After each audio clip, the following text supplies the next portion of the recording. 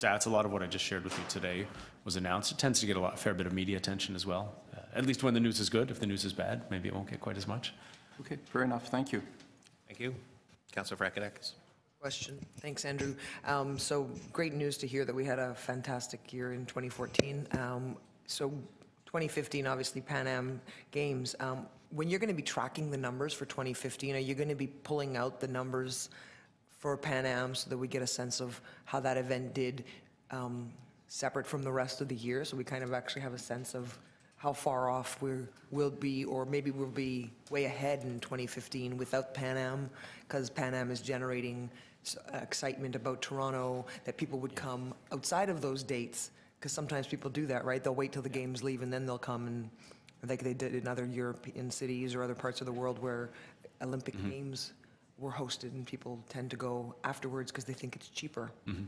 Well, we'll certainly track, as we always do, weekly hotel occupancy and arrivals from certain countries.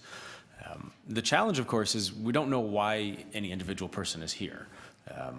So what we'll know is if we had a better July this year than last year.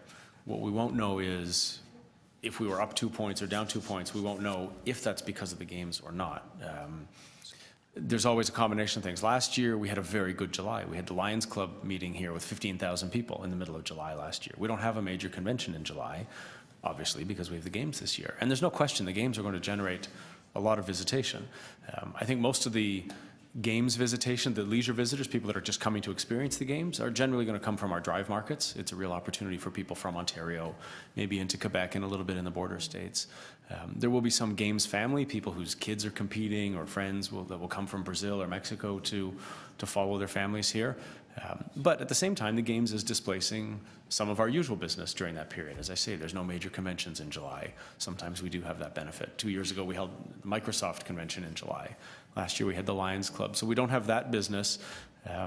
It's hard to know. It really is hard to predict. So you track hotel nights, but this year we're going to have a lot of athletes, and they're not going to be staying in hotels. They're going to be staying in an athlete's village. How are you going to be tracking those numbers? Because they're not staying in a hotel, but they are visitors, and they're going to be here for 1 or 2 or however long they stay. I'm not a professional. So there's a couple metrics we look at. One is hotel nights, and the athletes clearly won't be part of that. Although in our conversation with some of the National Olympic Committees, we found a lot of the athletes do stay on afterwards, and the athletes' village basically closes a day after the games end, and then they clean it out. So athletes that stay on will have to move into hotels. They don't stay in the village afterwards.